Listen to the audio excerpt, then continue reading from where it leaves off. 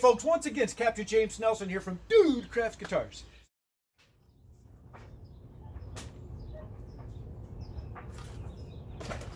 Okay, I'm going to take it to the planer. It's a little thick, so I'm just going to take it to the planer and finish. Take a little bit off of it, because by the time we put the fabric on there, we get the resin on, and the binding's going to be too small. But what we don't want to do, what we want to do with the binding is we want to make it really go from mahogany to the top, and we don't want a gap in between. So my mahogany is a little thin, so I'm going to take a little bit of this off and with the planer. Be right back. So we got that all done. A few little scars here I took care of, so we're all patched up, and that's a lot slimmer. So what we're going to do now is make it pretty. Now on this one, Larry decided he wanted something very similar to the last one I did, and you saw me working on that one. Whereas we had this big paisley patch right here, and then we had the little long patches on the bottom. So that's what we're going to do here. To make it a little easier on myself, I'm going to trim it a bit. Grab my little trusty dusty razor. The beauty of doing these, even though this is one that I'm doing based on one that I already did, no two are ever going to be alike. They're going to be just a little bit different, and last one I did had a red binding, red pearl binding. Larry's going to be a blue pearl binding. And so we're going to do that. Apparently that Baltic birch ply that I had was, I believe, an AB rating, which means that it had a really good face, but of course I just ground it off. So what was underneath was not so pretty. And I knew that. I knew it wasn't going to be great, but I mean, it was, there's pretty, there's not so pretty, and then there's just plain ugly. And it was ugly. But we got it fixed, made it work. Just glad that that's going to be covered up by this wonderful tapestry here. See all this that I'm cutting off, I can make more. At least one more, maybe more. I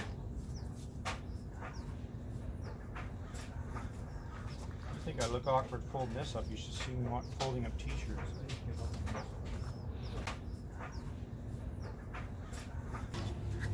So now the fun begins, and guess what we get to use once again? Tape on. Yay!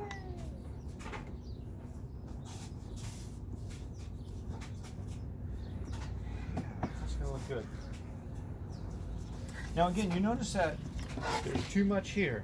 That's because by the time I'm done gluing the fabric on, and by the time I've got the all the resin on that goes on top of that fabric, that's going to make it nice and crispy enough we could then trim it.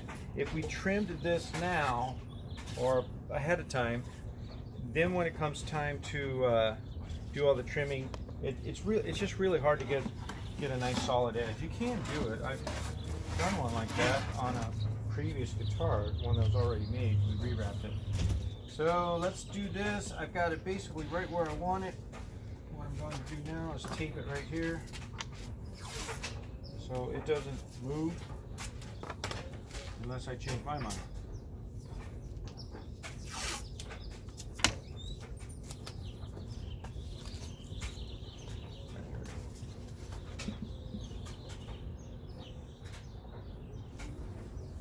Lots of glue. There are a lot of ways to apply glue, but I've learned from our trusty wizard Matt there, Texas Toast. Use our weenie roller. Or is it a roller weenie? Roll it on. Hey. Well, now that's going to change everything.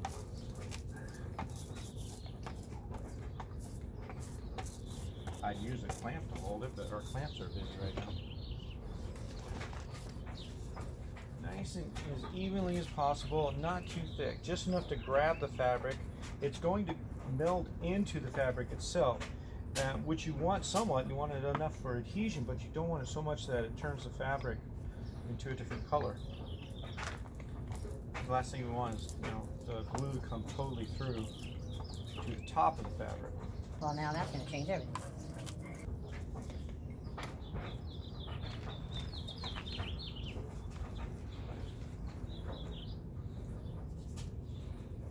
Now this is the part that gets really fun, because if you start putting it on, you feel it grab. It's going to grab a lot. Down a little bit. But you've got plenty of time to make adjustments. It's not like something that you have to be worried about. And you can stretch it, which can be good, but be careful if you don't want to stretch it certain ways. Now, if I had a guitar that wasn't, this is a flat top, but if I had something with arcs and arches, I can make it fit right in there, no problem.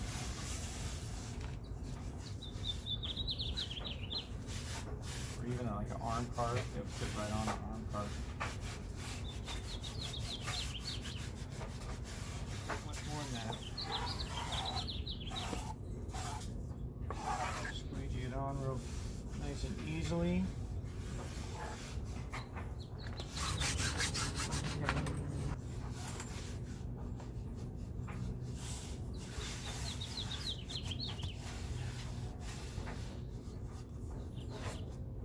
Pretty easy stuff.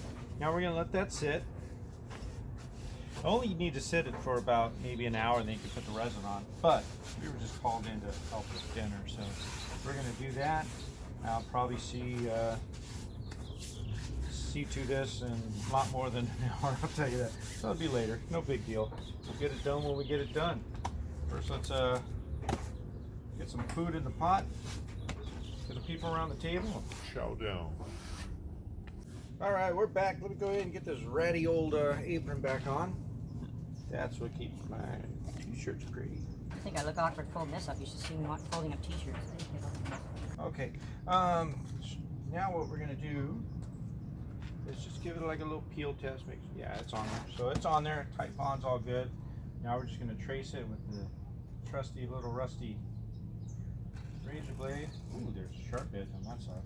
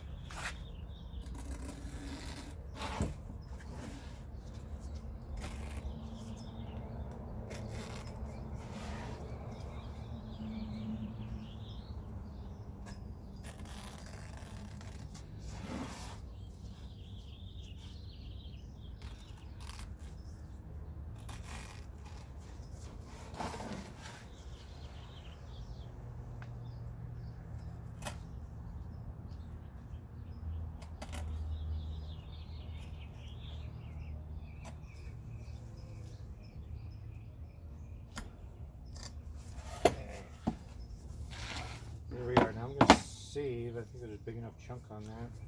I'm going to use it somewhere else. Okay, so now we're going to coat it with resin. Now I know a lot of guys use 2-part epoxies, and I know that Matt likes that, but I'm going to do the stuff here.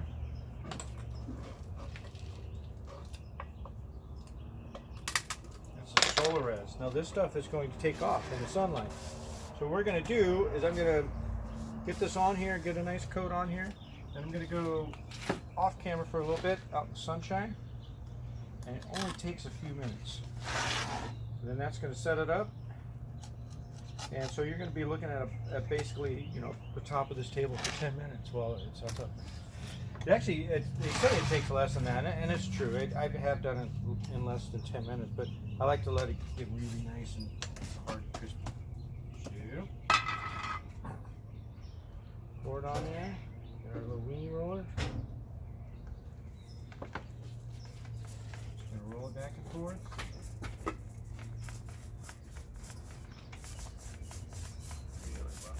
Get it in there. You'll see. I don't know if you noticed already. Look, it's soaking into that fabric. So this is going to create a bond as well. So whatever that type on that wood glue that we didn't get going in there, this stuff's going to finish the job.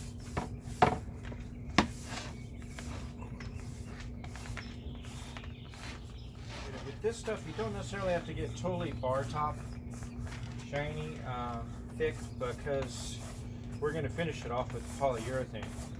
But this is just to get this really into a nice stiff product that we can work with. We can get in and we can route the holes, we can screw into, and we can of course trim around.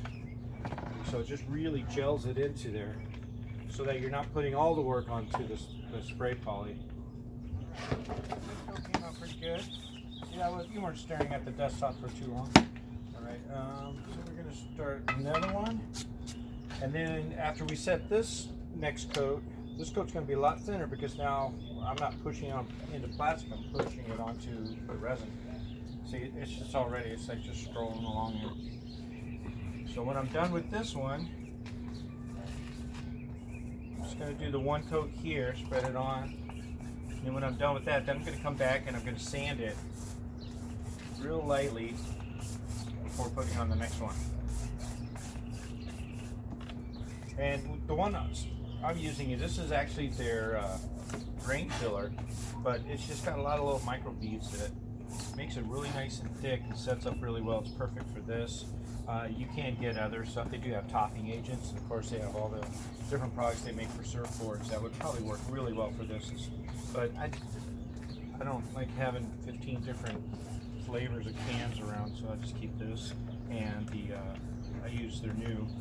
Can't believe it's not lacquer. You see how it's stringing up? This is the actual fiberglass type resin. So it does have a little bit of an odor to it. Be right back.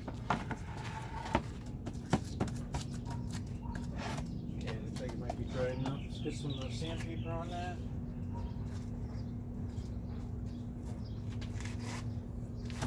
Let me get some sandpaper.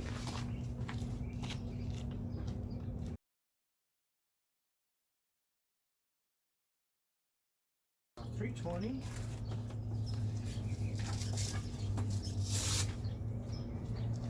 Little universal sandpaper grit.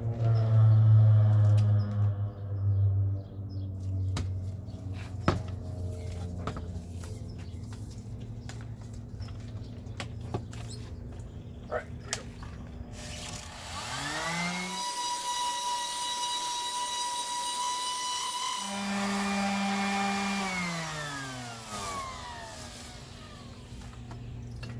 Okay, there's a reason why I did that now, because we're obviously not finished sanding this, but the reason why I did that now and with 320s, I just want to knock some of the beads down. With this little roller, even though it says smooth surface, it's going to give us a little bit of a texture. And if I keep laying texture onto texture, I'll never get this top done. So I just do that just to flatten some of it down so the next layer will go on.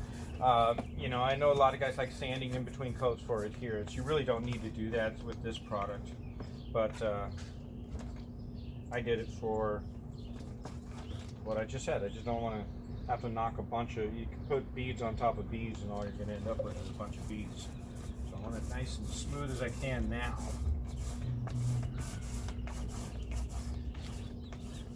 And now on a lot of guitars, we actually do a lot of the routing before we get to the finish, but as you can see with this, if I had all the pickup routes in there, all the holes and everything else, it would just make a big mess to have to come back and clean up again.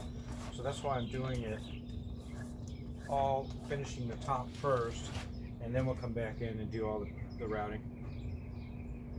Looks like I am about done with this can. It's about done with me. I'm gonna look at it. Got to work pretty quickly. Got a little bit of light, probably shining through here. And I think that's starting to set this off a little bit. It doesn't take much UV to get this stuff going. I like working with sunlight because sunlight usually doesn't cost that much. Although if you live in Southern California like I do, we pay a lot for sun tax. But you can also use lamps, you know, like your tanning lamps. I think that's going to do it. Be right back. Hey folks, thanks again for tuning into another great video of Dude Craft Guitars behind the scenes.